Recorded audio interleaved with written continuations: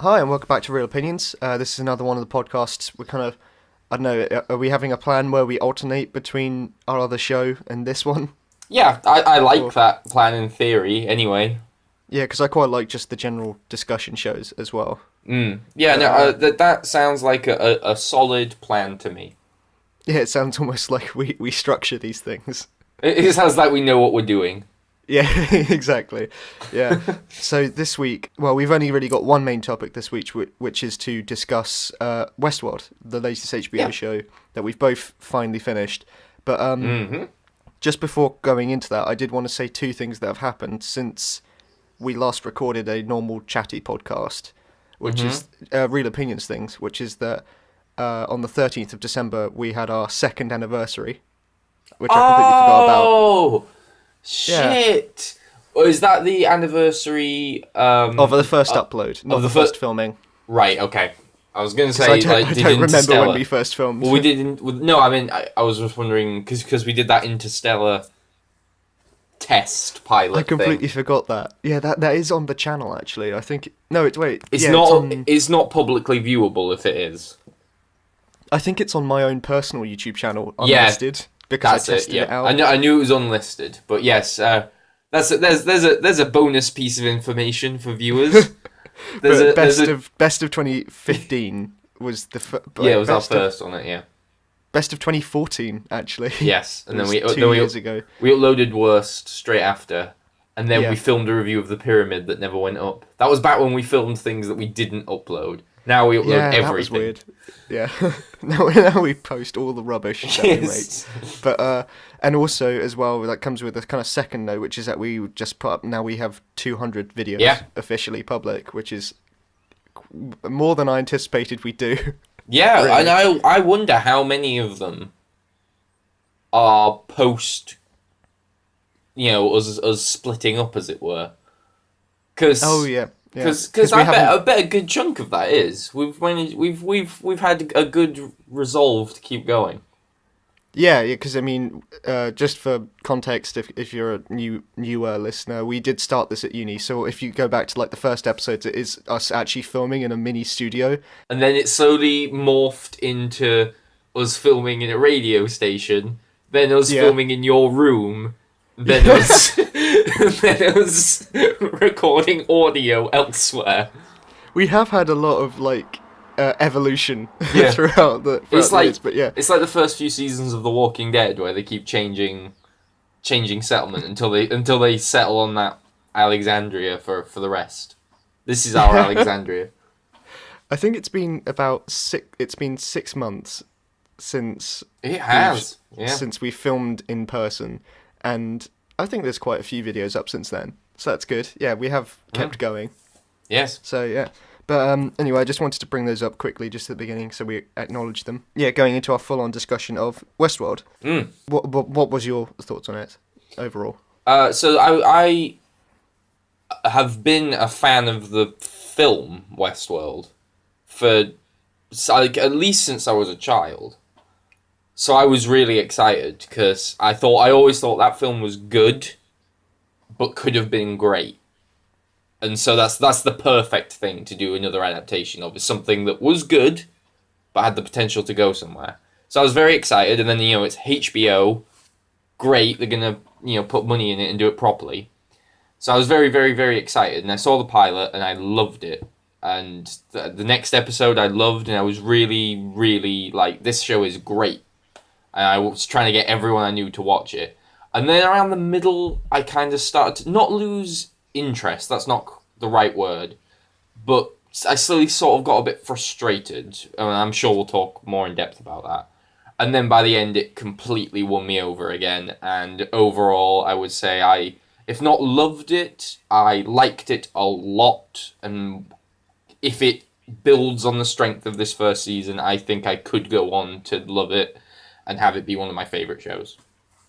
I definitely get what you say where you maybe not loved it but really liked it, and I feel like Yes. that just kind of comes with this. It's quite sort of like, even though they have like emotional scenes in it, I find it quite an emotionally distant show. Do you get what I mean? It's very. This to me sort of confirms that Christopher Nolan does, like, for all the people who think Christopher Nolan is kind of a bit heartless and cold, I think he does bring heart to these things.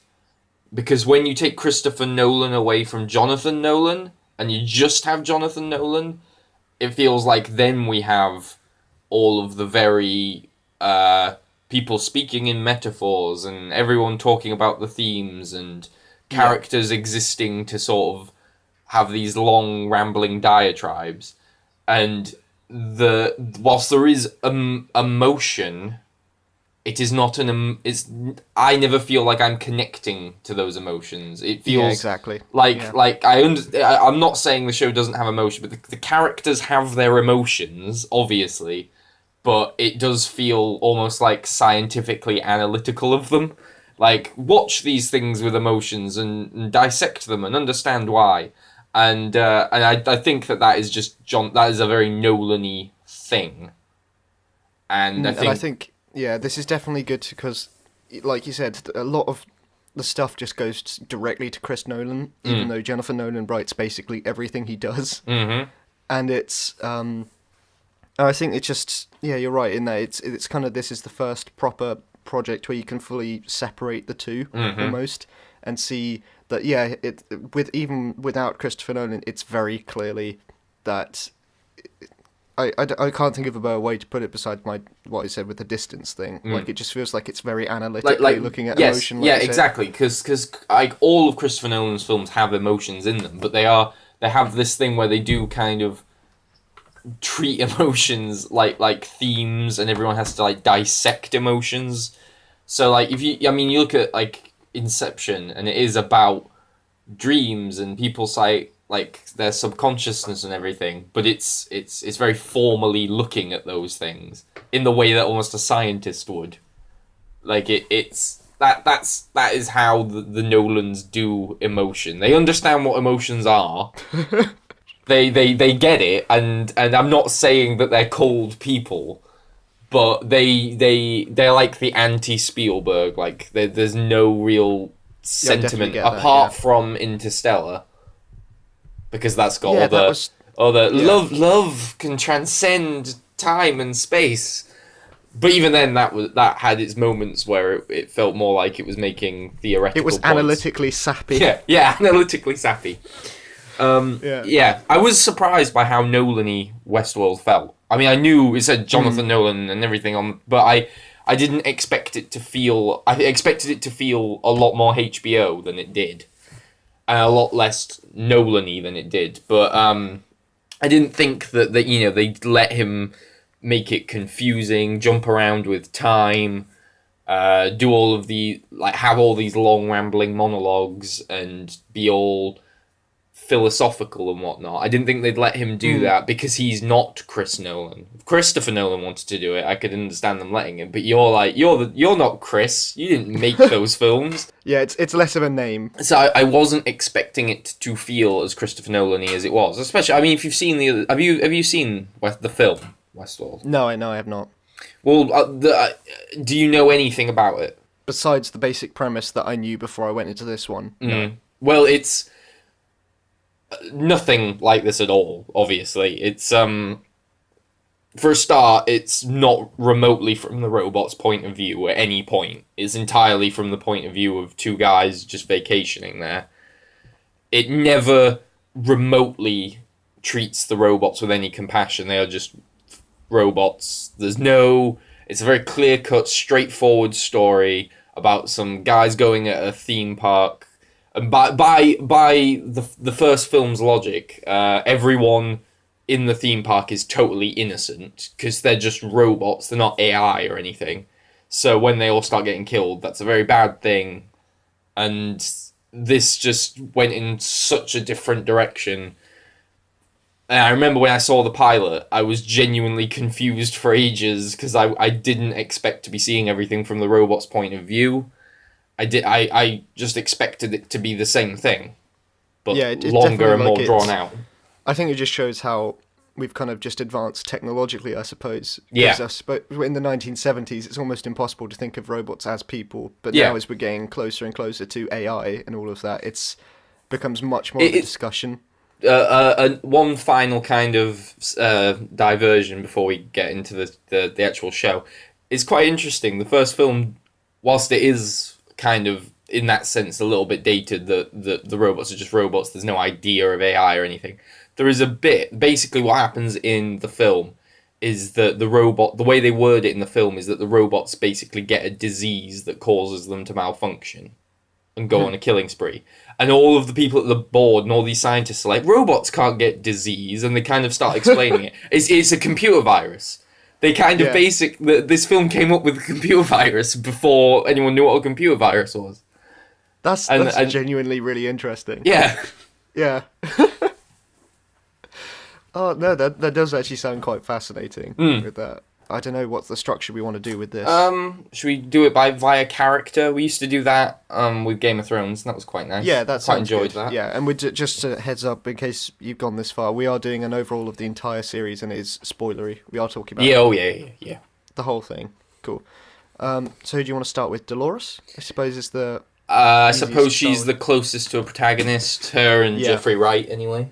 I like Dolores, although I find it's very hard to track because of, as you said, all of the time jumps. It's very hard to keep track of her character, which I don't think helps her at all. No. And as well as that, there are all these things where you're not sure how sincere she is at any point.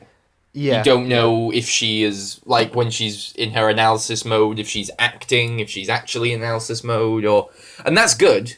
That makes her interesting, and you're constantly trying to figure out what is going on with her. But you're right, at the same time, I felt like occasionally I needed something a bit more to grasp onto from my main character. I needed a slight clearer sense of who she was, when she was, what she was currently feeling and wanted to do. It's great to have, like, mystery and to keep you guessing, but from the main character, I think you do need something a little bit more concrete than you got with her. Yeah, and like you said, it's definitely, like... I feel like they have deliberately left it in some way like that to allow for speculation and to allow you for constantly be trying to think, like, is she doing this for this reason? Is she doing it for that reason? But I think while you're doing that, it's very hard to just get to understand her and feel empathetic or however you're meant to be feeling for her at that point of time. And especially, when it's jumping around from her kind of having more awareness to less awareness to more awareness every other scene, like you're kind of lost in how you're meant to be, like how you think she is perceiving everything. On that subject, how long did it take you to figure out that time jumps were happening at all? It's a bit unfair for that because it'll make it sound like I'm like really good at spotting these things, but I read fan forums. That is the problem. But and I've learnt my lesson in that I won't next time. Well, because I noticed it around. I'd like to say episode 4 or 3. Yeah. I think that might be similar for me. I mean, when I say notice that time jumps were happening, I don't mean that was the moment I figured out everything, but that was the moment where you kind of know that, hang on, maybe. The main thing that gave it away was the Man in Black, for me, at least. Right. Just because it is, was his character is William, older. The thing that just gave it away to me is that... I suppose maybe it was second episode. Like, the biggest hint to me is the fact that he is this Man in Black, and that's how... He doesn't really have a name for the most of it. He's just... He's, like, shown as evil, off the wall, black. Like, that is his main characteristic, is that... And then when it came to in the second episode, when the two guests come in, William comes in for the first time, and it's kind of... He goes through, like, the character creation bit. Do you know what I mean? Oh yeah. And there's the woman that eventually comes back in like episode 9 or something like that. Lula Riley, kind of hostess. Yeah. And at the end, it's like do you want to pick a white hat or black hat? Like it's a very like linear binary good or evil choice. For me that aspect of the show was ruined by fan theories.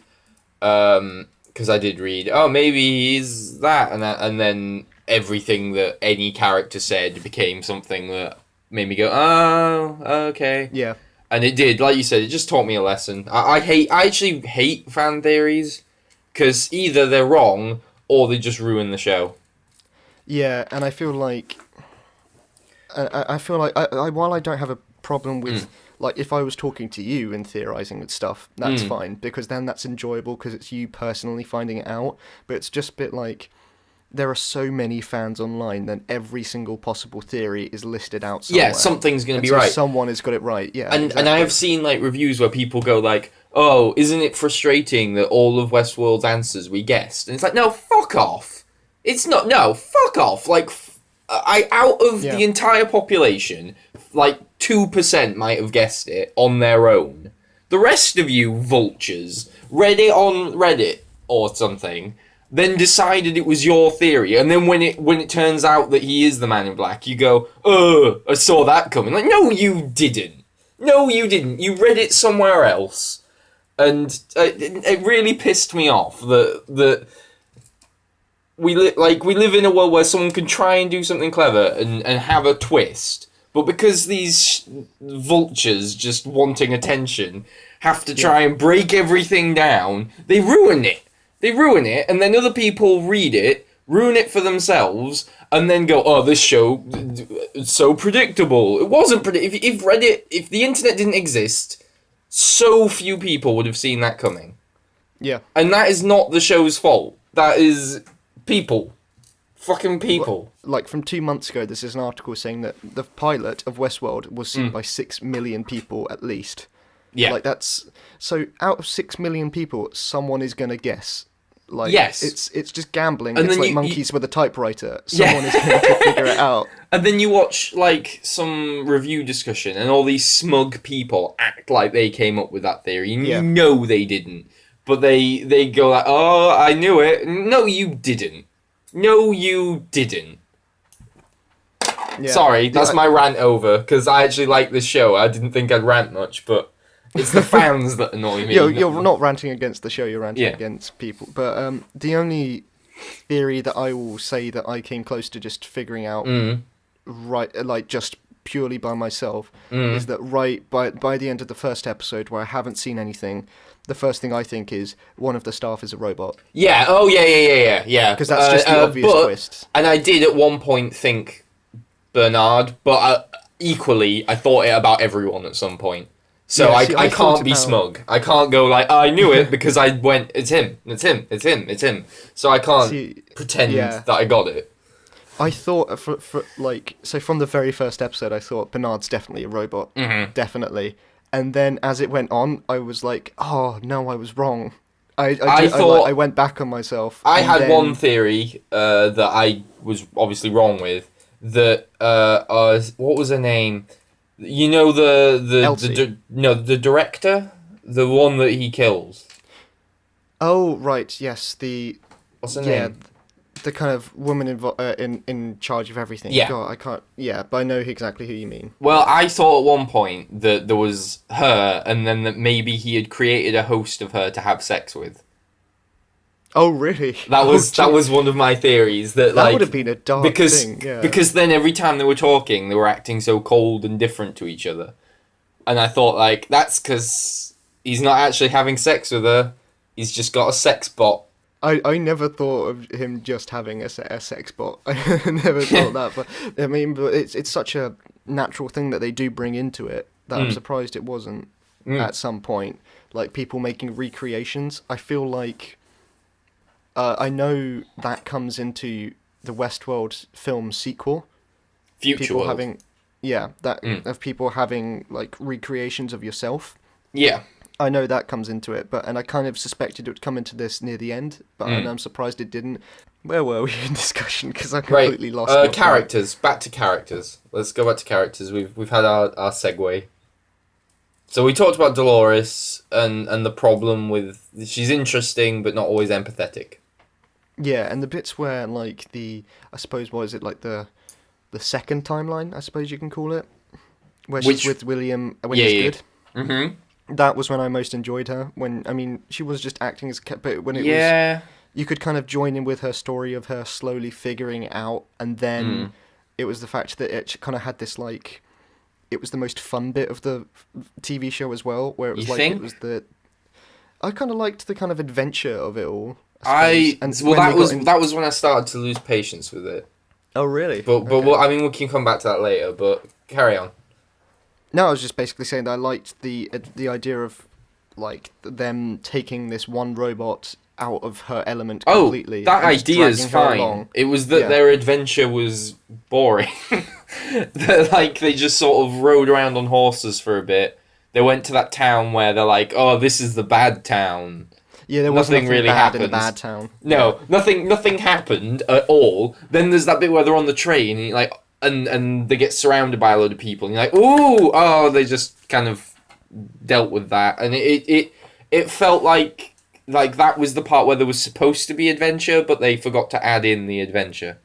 I quite liked the where they send out the guy filled with was it the explosive material? Yeah, it was okay. It was fine. I thought that was really quite fun just watching a guy. I want maybe this is me being impatient, but I kind of wanted at least one episode that went action heavy.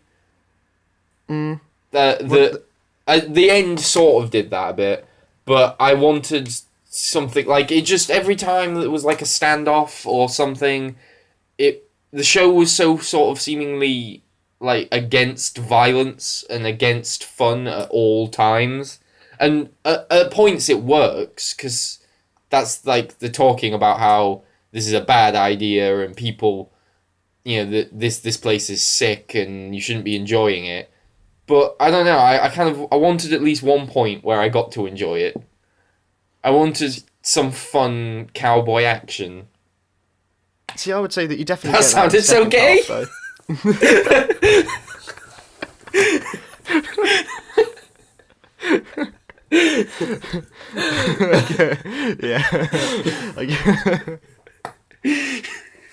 I get what you mean, though. Yeah. I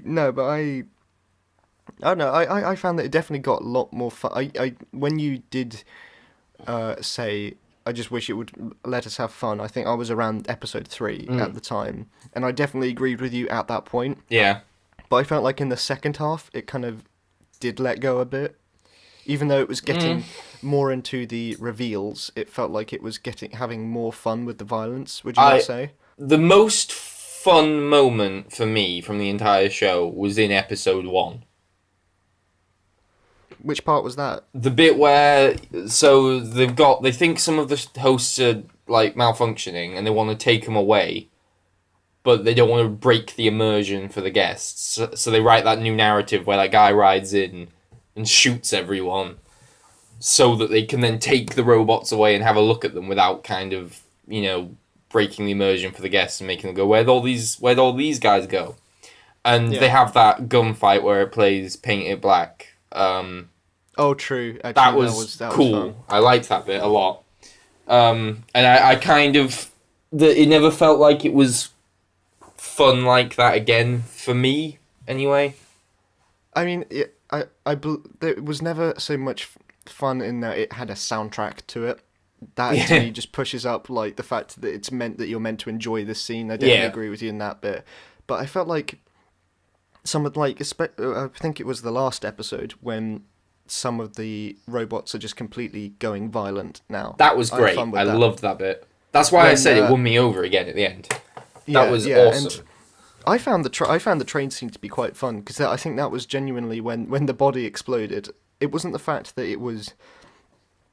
I think the more I was taking away from it was that sure, it wasn't outwardly saying this is really fun, but it was having violence without a character immediately then philosophizing about how that was cruel and unnatured and that was bad. Well, that is my main problem with this show, is that I completely understand that they wanted to do something more thematic, something more intellectual, but it just felt like it was so constantly against having fun at times, and I just like when you think of something like this is Michael Crichton, right? Michael Crichton also wrote Jurassic Park. In Jurassic Park, there's that scene where they all go like, "This is a bad idea. You're playing God, and you were so focused on whether or not you could that you didn't stop to think if you should." They still have that stuff in there, but at the same time, you still have exciting dinosaur stuff that's just cool. But this felt like it was just so all the time. Just this is wrong. This is awful. Man is awful. We're awful. And I was just like, no, just show me someone get shot, please. And I think the moment where I realised that that's how I felt was when it got to that weird orgy in like the 4th episode, which was the most boring orgy scene I've ever seen. You know, that's the thing, is that I heard it from, I didn't hear it from you initially, I just, I saw the headline for why there was a 5-minute orgy scene in this week's Westworld, and I was like, okay, that sounds a bit excessive, but it's not. It's in the background. Yeah, and it's all slow, and the music's all slow, and it's just like, it's depressing. It makes all these things depressing, and I want to kind of feel like Ben Barnes's character at one point. I felt like I should have had a moment where I was like, yeah, this is kind of cool. I'd like to go. And then you can tell me off for it later. You know? You like lure me in, and then later on you can tell me I'm a bad person for wanting to go to Westworld. But from minute one, it's just like, this place is terrible. This is awful. And I don't know, I wouldn't have minded just a little less anti-fun in your sci-fi western show. Yeah, I mean, and it is kind of definitely shown as like, so for the audience, we know that the robots are developing this intelligence, but if you're a customer going there, you don't, like, they're just on rails to you. Like, yeah. It's not, it's, well, like, that's the thing. It's they like treat GTA. They treat that you're a bad person. Yeah, they treat Ben Barnes' character like he is awful. But as far as I'm concerned, he doesn't know. He's just come to a place where there are robots that he's allowed to shoot. What's wrong with him? The way in that they try to... I feel like people would like him more if he wasn't coupled with William. And William is definitely, as the character, as like, he's supposed to be the moral, like the one that you agree with. But that's the thing. I just got pissed off with William. Because he's just every 5 minutes, he's like, I don't want to do this. And sometimes it would be things that weren't even that bad. No, yeah. Like, they just go like, do you want to go on this quest? And he's like, no. And he's like, oh god. He's like fucking Buzz Killington. I liked the one at the very, I think it was episode 2 when they got introduced, where he goes up, like, someone gives him like a treasure map. Oh yeah, the shit quest, and he just stabs him. Yeah, that was great. I loved that. That was funny, yeah. 1 sec, I just need to get a charger. Just keep talking. I really like that it's almost like a show about video games in some ways. Like, it's all about kind of like game theory, because if you take the robots as literally like game AI, you can kind of see how it would correlate to video game and game design, and I really liked that aspect of it, because I haven't really seen something to that equivalent in a TV show or a film. Like, I suppose the closest you could get to some film stuff is like Gamer. I haven't seen it, or stuff like that. Or I suppose in some ways, like, I can't really think of a comparison, but I mean, it's just interesting that it was looking less so at the morality of games, but more at the complexity of what goes into making all these interlocking stories and how it would all actually work. That I found interesting anyway. I'm still looking. Okay, well, You'll have to put in interlude music, I'm sorry. That's fine, I can just cut it, can't I? What's this one? Hair straighteners! I might just leave it in. It's pretty good. The bit that kind of disappointed me, I'd say the most with the series, just going to sidetrack from the characters to talk about the game design stuff, is that I really liked at the beginning that there's the whole hinting of the maze, and like there's the idea that there's Easter eggs throughout this entire world about this one theory, and it's the kind of thing that you do get little stuff like that in real life video games, and it all adds towards a story. Like, just some of like the small details that you can see on like a sign or something like that can give away small details about the world. And I really liked that they were including that in this, and the fact that there was like a conspiracy underneath it all. Yeah. And then but the fact that it was leading towards something that I then felt was a bit pointless. Yeah, that- it felt again like it was almost intentionally unsatisfying. Yes, yeah. I mean, they definitely hinted it throughout the entire thing and saying that the maze is not for you. And I figured that is what they meant, is that the maze was for the robots the whole time. I didn't realise that it was going to be this philosophical thing. Yeah. But I figured that bit out throughout. But it was the fact that if it was just like a thing that he had heard, then I'd completely understand it. But it's the fact that it's like underneath the guy's scalp, it's like in a field. It's Why like... was it underneath the guy's scalp? Exactly. And he looks at it like he's looking at it like a map when he's like traveling around. And you think, how does he make the connections between scalp? Why does he pick that guy to scalp? Why does he then go off to find Hector and then go through all of that? It's the fact that, yeah, why would William, after like 30 years, he's been to this place already, he's been to this lost town at the edge, which seems to do something to the robots. That would be, if I'm looking for some mystical maze, that'd be the first place I'd go. And it's the fact that he starts off in this hometown, randomly picks a guy to scalp, and then randomly goes off on this insequential adventure. Yeah. I can't find a fucking charger anywhere. Are you there? Yeah. I'm just feeling like an idiot because I'm talking by myself and I don't have someone to bounce off of, so I just make myself sound idiot. I'm so sorry, I just can't... Where'd she keep this shit? Wait! No, another hair straight. It's just 3! 4? 4 hair straighteners. Right, why the flaming fuck was it in a bag that only contained empty Kinder Bueno packets? Right. There we go. Sorry for that major diverge, but characters. Jeffrey Wright. Let's talk about Jeffrey Wright. I really like him as an actor. Yeah. But I don't. Again, I didn't feel like I empathized with him at any point. I was gonna say I think he was my favorite character and the closest to a character that I empathized with. Yeah, I'd still say he was the closest, but I wouldn't say that I did empathize with him. Yeah. I think I did in that moment where he killed where he killed her. Now that you're saying it, I am thinking about, especially with in the last episode, not when he is Bernard, I suppose in the very beginning. Or you mean when he's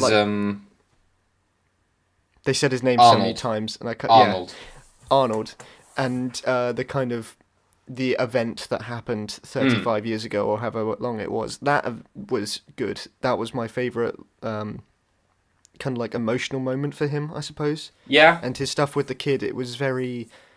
I suppose it's very Nolan in a way, isn't it? That they always have to have a small child that they either want to see or they regret not like losing or something like that. Yeah. But I mean, it works. That's why they do it all the time. And I liked it, and it felt like a reasonable thing for why he'd get so distraught over the fact of losing another one of his projects. Yeah. And I liked that kind of emotional reasoning. I liked all the stuff he did, like where he was. It's a very Nolan thing, like analyzing humans this much. But the stuff about like where he would like talk about people's behavioral or character quirks. Yeah. That sounds like something that Nolan probably does in real life. Yeah, see, it worked. I could tell how you're feeling because of this, like looking over glasses. But it definitely did work because he was the analytical character in an analytical show. Yes. And so he just had his full like time to shine, and I bet they probably just did more scenes for him just because they're like, I really like this guy. He gets it. I think he was the closest to an emotional like grounding in the show.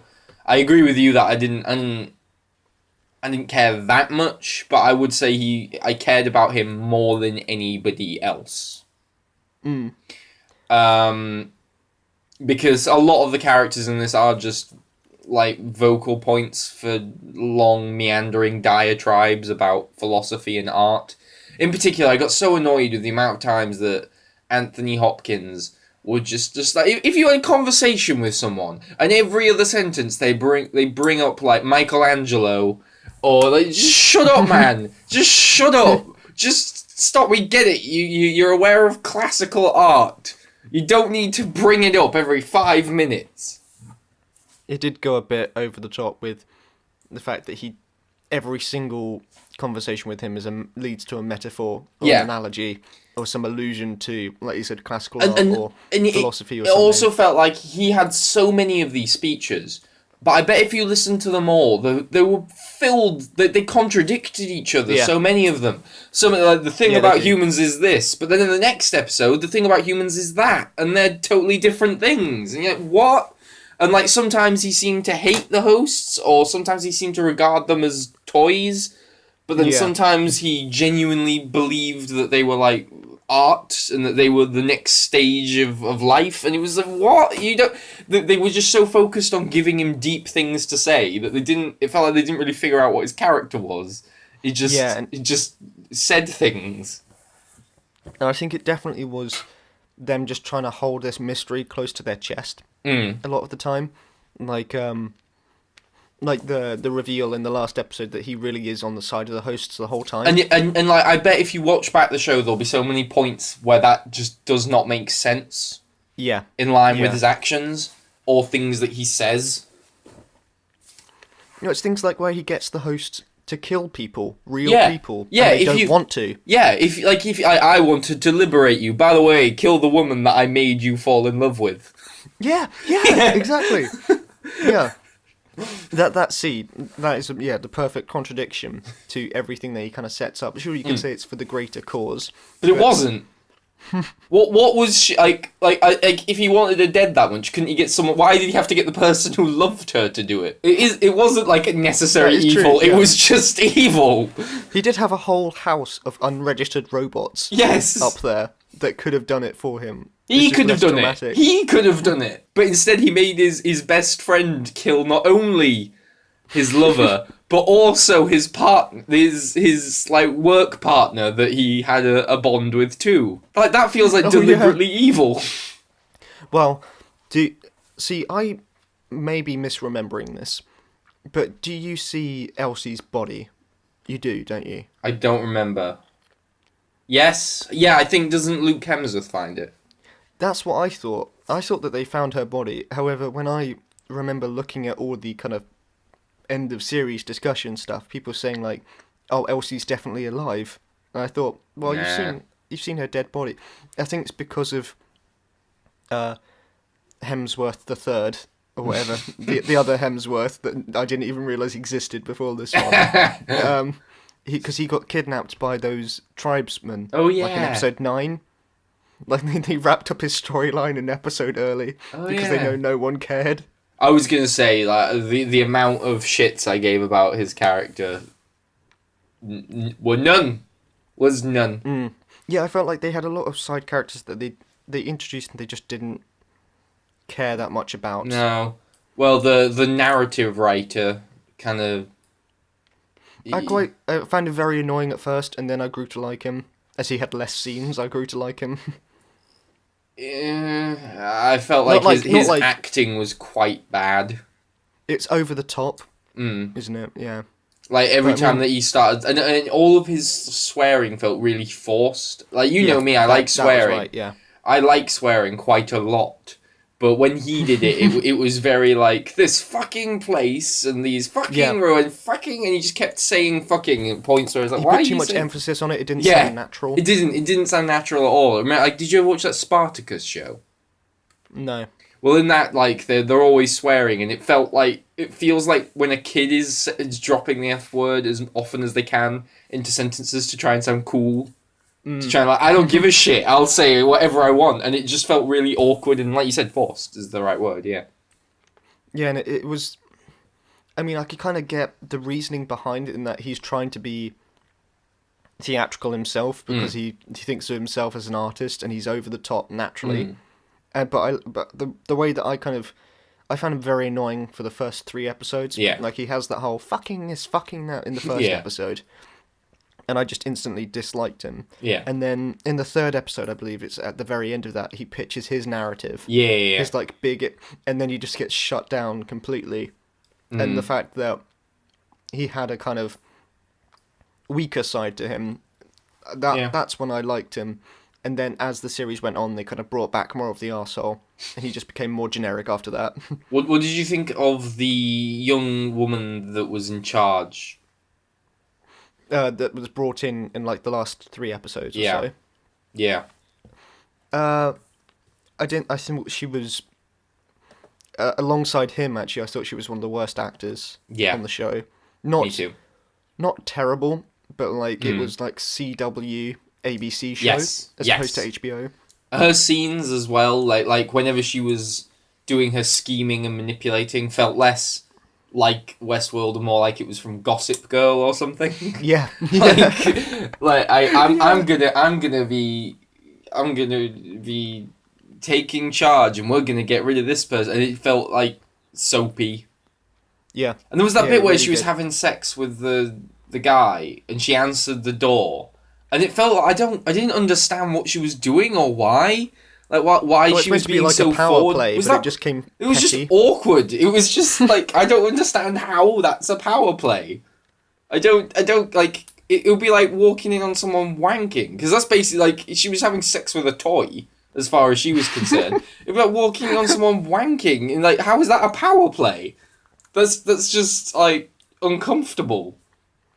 But the reason why they included that scene, my understanding of it anyway, I mean, it's stupid. I kind of agree with that in the sense of her character, but they then bring up afterwards how Ford uses all of the hosts to listen in on the staff, and then later, I think it was at the very end of that episode or at the next episode, Ford uses one of the lines from that conversation against. Yes, he does. Yes, against Teresa. Whatever. Is that it? Yes. Yes, it was. So he uses when Teresa gets killed, he brings back one of those lines from the conversation. So that's kind of like the clue in that he knows that he's listening through the hosts. So while I agree, for the sake of the character, I can't remember her name. Neither did I. The businesswoman that was brought in at the end. Yeah. In sense of her character, it's stupid. In the sense of the plot, it makes sense. Yeah. We, as well as that, we have Teddy. Oh yeah, Teddy had a really great character arc, didn't he? It was amusing though. Just how often he died was fun. Yeah, that's true. Actually, it was kind of like Kenny. Yeah, he was Kenny. He was. But yeah, I don't know that much about him, but I'm not that mad about it because they didn't focus on him too much. So that's fine. Whatever.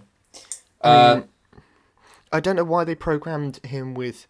It seems like they were going to give him a bigger. Like I thought that he was going to be this kind of stupid character for the first half, and then they were going to turn it around and say that he's actually important. Which they hinted at, where they said like you've got this storyline where you hate Wyatt. Yeah, you hate Wyatt, and he's got this backstory with Wyatt. And then it doesn't make any sense, the fact that they turn it around and it says, actually, you're in love with Wyatt at the very end. Yeah. Like, and it felt like they hinted at him being important, and then they took it away at the last minute. Well, let's go from negativity to some of the characters that we did. Like, I really liked... his personality was just cool, but I really liked the cool guy.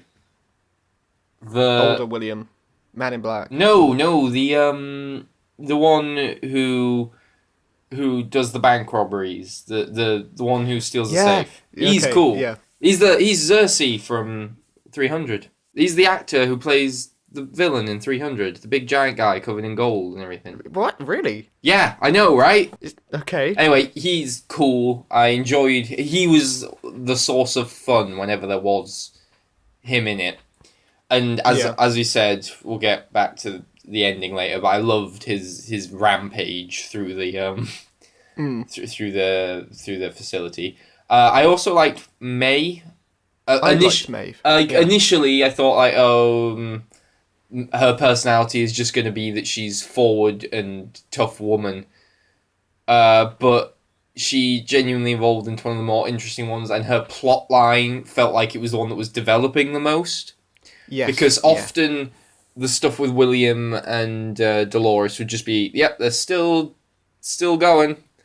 And it would feel like Dolores's, because of the time jumps, I had no idea how close she was to, developing sentience, or how long we'd have to wait for her to do something drastic. Whereas every time we went back to May, there was like a sense of shit's gonna go down soon.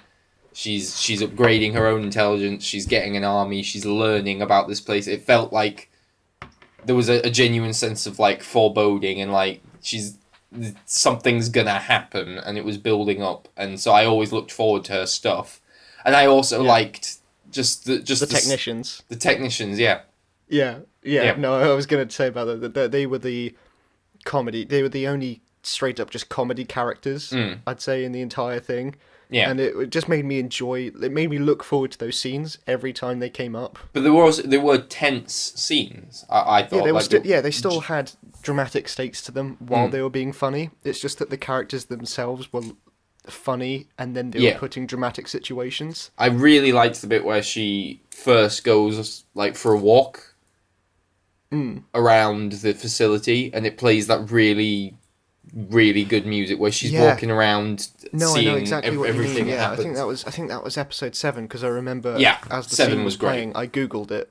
7 because I was trying to find out what the music was, because that was a really great scene. Yeah, and it felt like it was probably the closest to an emotional moment I had, because it was this sort of like, it was like a devastating thing of just like, your entire life is for the amusement of, not even for gods, but just these people. Yeah. There's like the grand plan for you is just to die and be fucked, and then for it to just keep going. And like just her walking around, just seeing this, it was like genuine. I genuinely felt kind of emotional for that part. I do think actually, now that I'm talking about it, the May's storyline was probably the strongest. I think so as well. I mean, there is the kind of turning point at the very end where it's basically revealed that it was all of part of Ford's plan. Yeah. Completely, which I didn't completely see coming, but I could anticipate some other twist coming with her at the very end. And I liked that, but I liked also that it seems like at the very, very end, she goes against Ford's plan. What, by going back? By going back, yeah. Because in like the...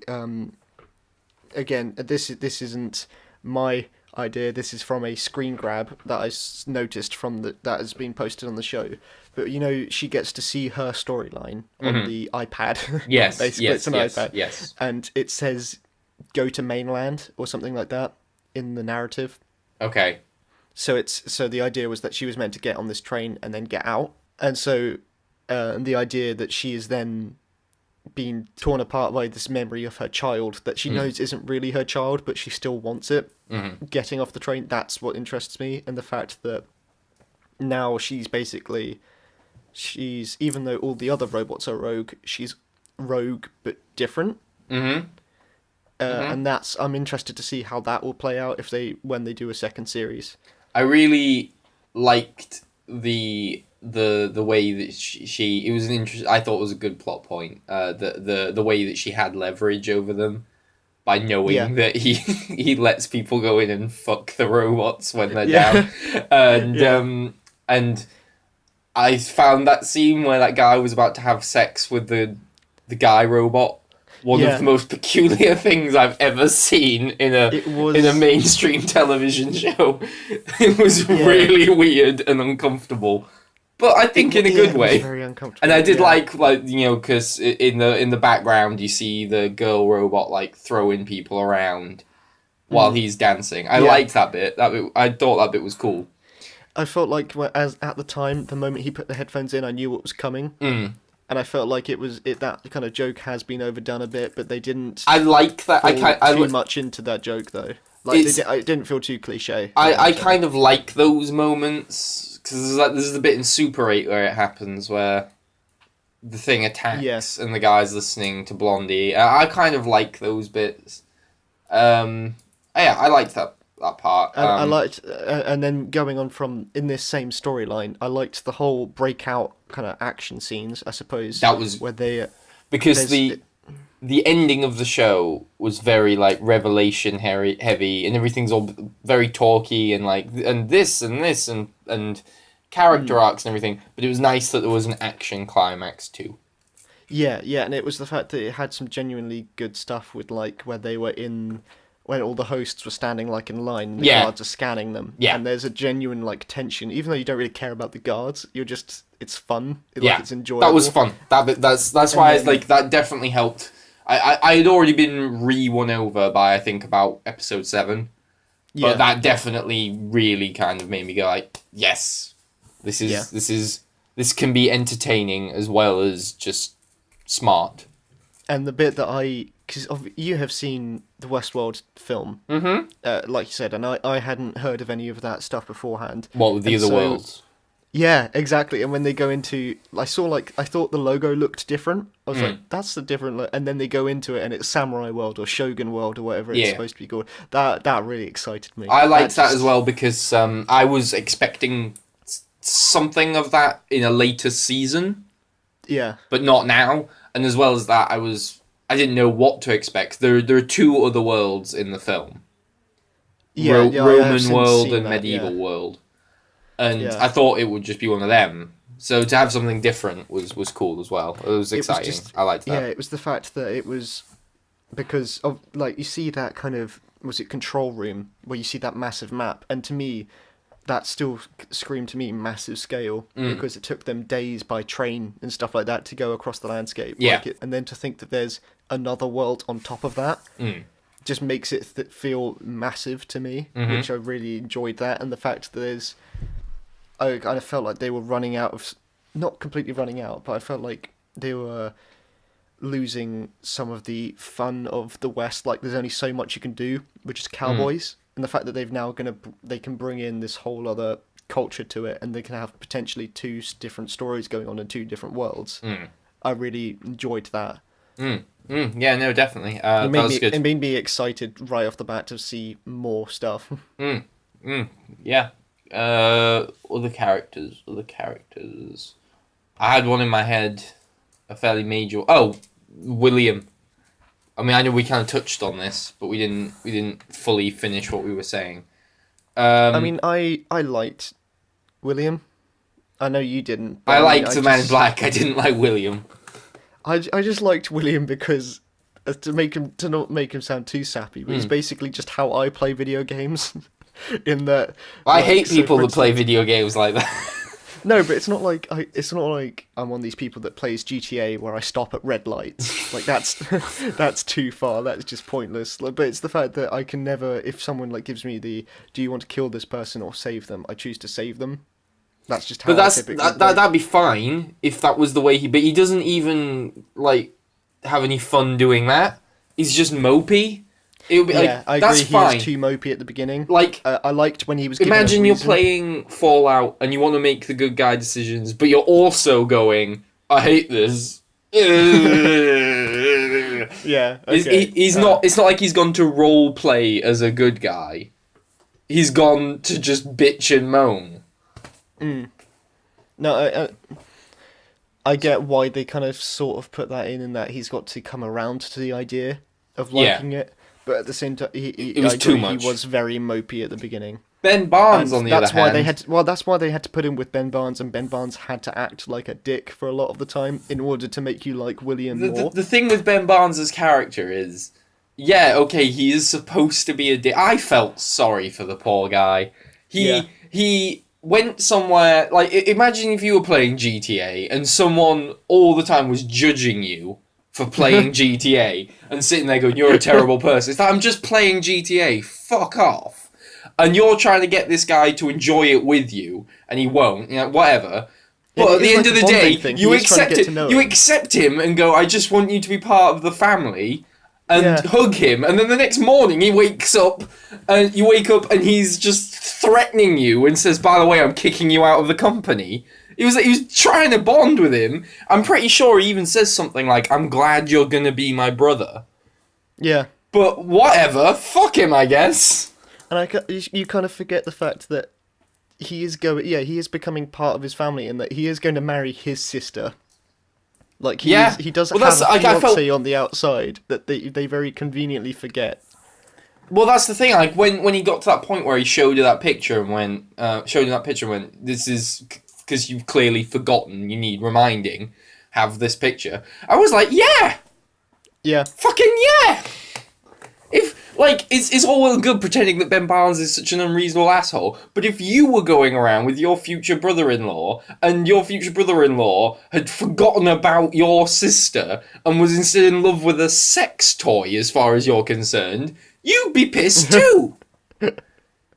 You don't do shit like that in front of your girlfriend's brother. Yeah, it's wrong. Mr. Morality over there. I felt really sorry for Ben Barnes. What was it? I thought it was strange that said that the picture of his wife, his fiancée, is the one is the picture Abernathy finds. That's cool. Yeah, it's cool. But I'm just wondering, like, what is it about the? Oh, I can kind of get to my theory, sort of theory, if you want to hear it. Sure. Because I mean, we've kind of gone through all the characters anyway, haven't we? So they had the photo, and it makes it seem like the photo is kind of the thing that makes Abernathy kind of realise that he's not real. But and then he starts quoting. I think he quotes what Arnold says. Yeah. Was it like these violent ends to violent? These violent delights have violent ends. Yeah. Whatever. He says that thing. But with every single one of those, they always, like, just before... I noticed it a lot in the first episode, where they had, like, a fly lands on them just before they go crazy, or just before they lose control. And it happens again in the finale. I believe, like, a fly lands on Dolores. Right. Just before she's about to make, like, a big revelation or something like that. And so I think that in a series where everything is so obvious, I think that it's some kind of, like, that's a literal virus or something like that. Okay, That's how he gets updates to them secretly. That's how quite I cool. think they probably do that. That's a cool theory. Okay, so let's pretend you'd read no fan theories. Right. You'd read none. Yeah. Would the William being the Man in Black thing have been really satisfying? Satisfying, no. Interesting, yes. Why not satisfying? It wasn't like there was never a big reveal. It was a very gradual reveal. Do you get what I mean? Like, over the course of they save it until the 10th episode. Yeah. I felt like I would have gotten it before they say, like, when Dolores goes, "William?" Okay, but regardless of whether it would be surprising, do you like it as a plot point? I'm not sure. I do. I find it very clever how they managed to navigate these three timelines without it being too confusing. And the fact that you do think that when the Man in Black is at the church attacking her, you think William is going to come save her, maybe. Like, yeah. That's interesting. So that I found was interesting, but I found that it was because William just went too evil off the bat. Too quickly, yeah.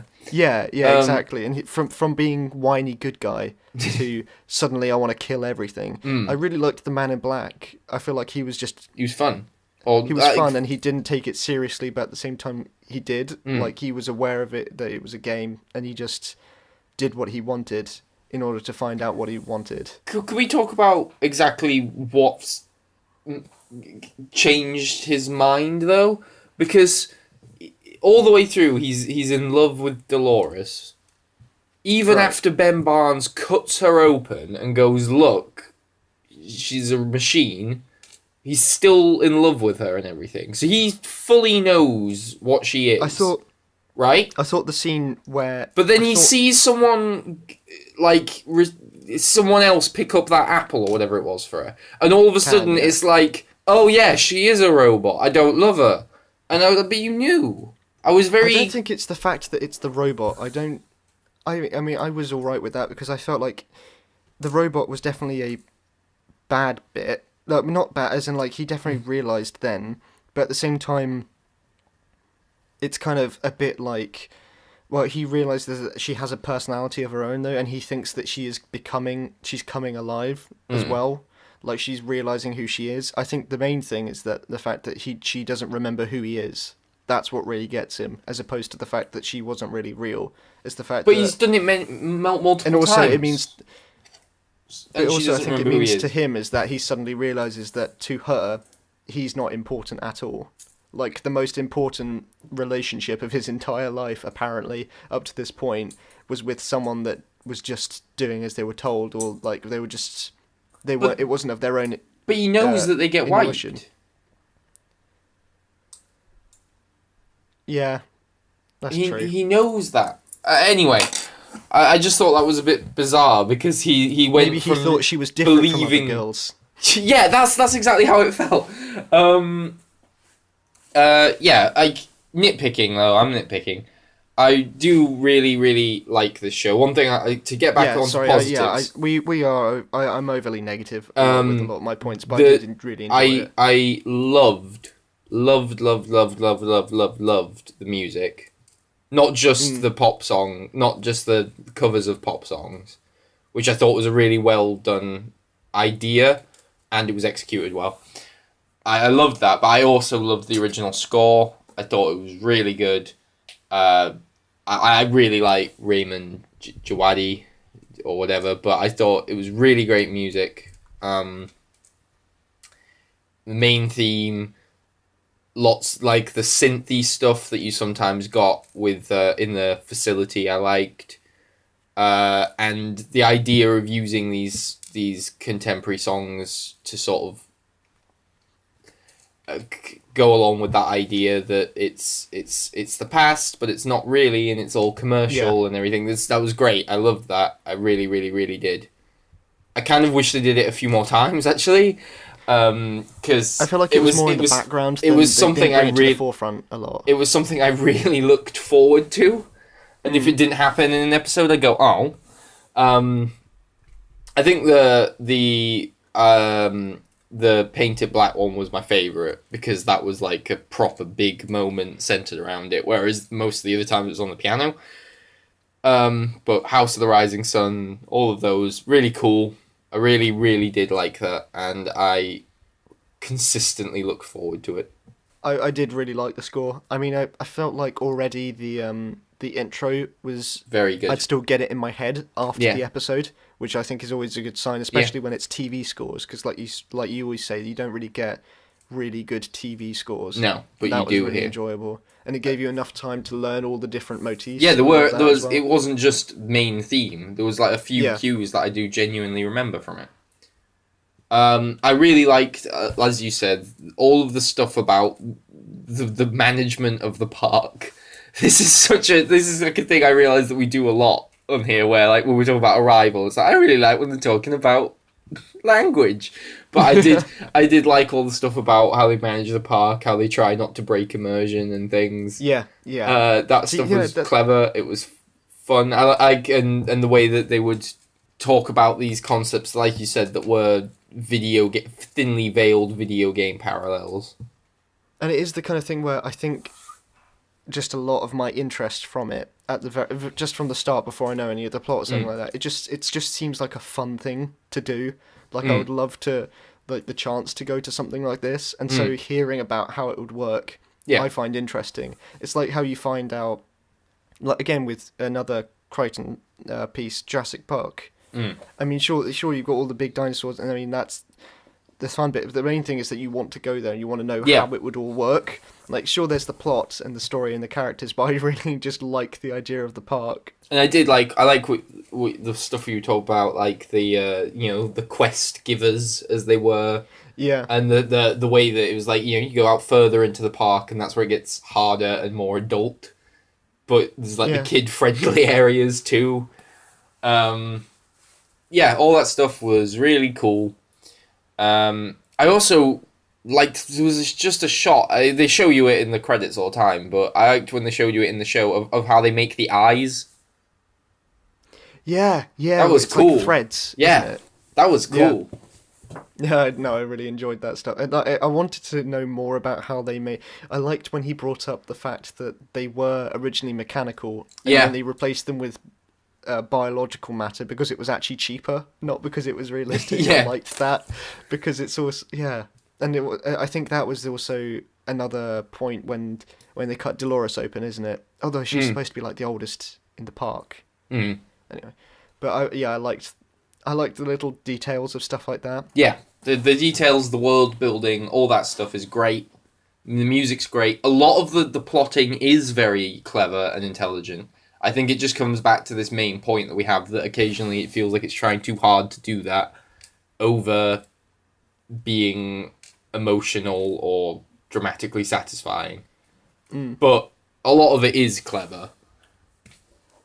I just kind of hope that maybe if with season 2 they could maybe focus a bit more on character, emotion, and just generally being satisfying. Because like you said, the thing with the maze was just, it means nothing. Why did you... Okay, great. It's like that passengers thing. Don't set up a mystery and then have the point of the mystery be that there was no mystery, or that it was deliberately unsatisfying. Don't, especially with a TV show.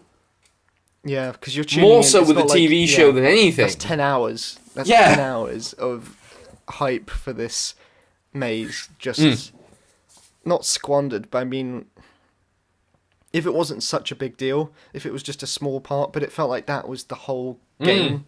They said the fact that this is what the whole game is about. And sure, it is what the whole game is about, but when you say it in the beginning, you make it sound like there's actually like a sub-level to it. Well, that's the other thing. There's the thing of when the guy is like, I'm smart enough to know that management's real interest in the park isn't satisfying these rich assholes, and she goes like, oh, okay, well, tell me what you think it is. What is it? What is it? Yeah. Am I supposed to know now? Because I don't. It's basically just like, oh, I've heard there's a plot twist coming later on in the series, and she's like, you're smart enough to know there's a plot twist, but you don't know what the plot twist is. So shut up.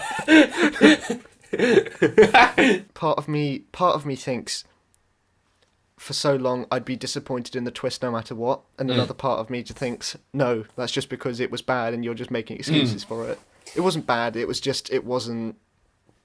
I am glad. Like you said, I wanted it to be something fun and exciting as opposed to something thinky for once. Not that everything in this show has to be thinky. That's my problem. Is that it? Like, fine. I'm glad you have ambition. That's nice, but even Breaking Bad, it has lots of fun moments. Or Game of Thrones it has those exciting, cool, fun moments. But this, it felt like it felt like they thought they had to choose between being fun and being smart, and you don't have to choose. I wanted there to be a literal maze. I figured from the very introduction that it wasn't a literal maze, but if it was, I genuinely would have really liked that. Just to be that at the very center of it is just a stupid game. But yeah, at the center of it is it's like in video games when they do reboots and they hide the old games on like an arcade machine. At the center of it is just the old Westworld where all the shitty robots are dancing. Do we have anything else to talk about at all? I mean, not particularly. Apart from that, I am glad that it hasn't strung me along for ages with these questions, because it can't be lost now, because it's already answered way more than Lost ever did. I mean, it's confirmed for a second season, but at the same time, I feel like it got a proper enough conclusion as it was. And despite all of the negatives that we've said, as I said, music is amazing. A lot of the acting is very strong. I think it is very clever, even if it occasionally knows it too much. I liked the set design as well, and all of the effects work and everything like that was great. Yeah, definitely. There are a lot of positive things, and I do think that if they, particularly now that we've kind of reached the exciting point, there is potential for this to go on to be even better. It can develop into a Game of Thrones, or equally, it can now go down the heroes route. It took me a second to realise you were talking about the literal show heroes and not the quote where you either die a hero or live long enough to see yourself become a villain. I was talking about the show. Yeah, but it both could work. I mean, I had a point, but I completely lost it. No, I've completely lost it. Right, well, that was great. Great discussion. Great discussion on my part. Yeah. Even though we did say that, I mean, a lot of it was just talking, philosophizing, I found that at least half of them I did really like. Mm-hmm. Like, they never felt stupid. It was just the frequency of them. Yeah, exactly. Yeah, like, some of them it did genuinely make me think about... Yes. Like, the nature of the world and all of that. Not our world, but their world. Mm-hmm. And, yeah, it was they were eloquent, and they never felt clunky. It was eloquently done, just too often. Jonathan Nolan and Lisa Joy have a weird amount of knowledge about all kinds of things, because there's so many metaphors and strange things they seem to know that they've written in. Otherwise, I can just type in like into Google. That's what I thought. Otherwise, they're just typing in profound things. Good nihilistic quotes. Sick references. Yeah, it does kind of feel like that at points. Yeah. But are we scoring the show or? Yes. I think we did that for Game of Thrones. Yeah. I mean, I'd say 8 or possibly 9. I will go with 8. I would go with 8 because I gave Stranger Things an 8 as well, and I had much more fun with Stranger Things. Mm-hmm. But at the same time, I feel like this is a much better show, so it kind of as in like technically. So I feel like it kind of levels out, and technically in some ways. Yeah, I think for me, the two missing points need more emotional connection to some of these characters. Yeah. And I need it to occasionally stop being so it's never ham-fisted, but I need it to just occasionally just calm down with its intellectualizing a little. Yeah. Just chill out a little. Like, as stupid as it sounds, I kind of want a bit... I want the studio to intervene more and just go, can you have some violence, please? Yeah, because I felt like there were moments where I wasn't getting it, and not because I was stupid, but just because it was being bordering on obtuse. Yes. Well, that's the thing. With all the, like, the point where I was getting frustrated with it was around the episode 4-5 mark. And it was because there was just a point where I realised I don't know what half these characters even want. And I don't know what half of them know. And that's not clever. That's just irritating. And like, for example, keeping certain answers withheld, that's fine. But doing all these time jumps, sort of almost seemingly just to confuse me, it is obtuse. There are points where it just felt like it was being as difficult as possible. For the not because it was going to have a twist, but just because it wanted to. Yeah, definitely. Because certain things aren't twists; they're just made as they're just communicated as difficultly as they possibly could. And again, it all comes back to the characters, I think, are the people that suffer the most. Because like we said, I don't know what some of these people want. I don't know what some of them feel or what their values are. I don't know because you're making it so difficult to penetrate them. It's like when someone writes an essay where they use the most difficult language they can, not because it makes it smarter, but because it makes it sound smarter. Yeah, that's the best way of putting it. I definitely agree. Yeah, because it feels like it's more for the creators than it is for the audience. But it is still clever. It is clever, and no one can take that away from it. But yeah, well, I think we'll just kind of wrap up there because I don't really want to go into any news or anything like that. No, that's fine. Yeah, cool. All right. Well, thank you very much for listening. Hopefully, well, if you've watched Westworld, you can comment or get in touch with us. And Tell us how we're so stupid. yeah, We just didn't get it. just insult us for that. You can find us on Twitter, on Facebook. You can get the podcast on iTunes and Stitcher. You can find everything else on YouTube. We do video reviews on YouTube as well as all of these podcasts. Yeah, I think that's just about covering everything. Right. Bye. Bye.